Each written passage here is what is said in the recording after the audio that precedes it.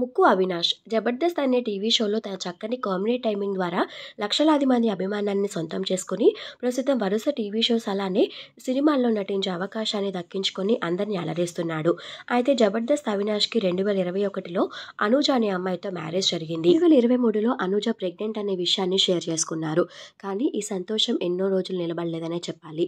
అనూజ పురిట్లోనే బిడ్డని కోల్పోయారు. ఈ సాడ్ న్యూస్‌ని అందరితో షేర్ చేసుకున్నారు. కానీ పురిట్లో బిడ్డకి ఏమైందనే విషయాన్ని మాత్రం ఇప్పటివరకు ఎక్కడా మాట్లాడలేదు. అయితే అవినాష్ రీసెంట్‌గానే ఒక ఇంటర్వ్యూలో పాల్గొన్నారు.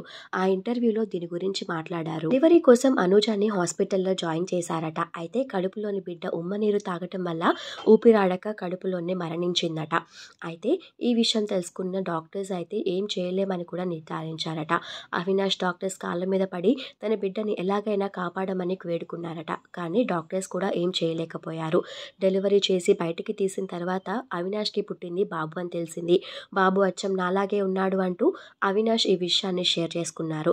అయితే అనుజ ఇప్పటికీ కూడా దీన్ని తలుచుకుంటూ చాలా బాధపడతారట. ఇప్పుడు అందరినీ నవ్విస్తూ ఉండే అవినాష్ లైఫ్‌లో ఇలాంటి సాడ్ ఇన్సిడెంట్ జరగటం అనేది అందరినీ బాధ పెడుతుంది.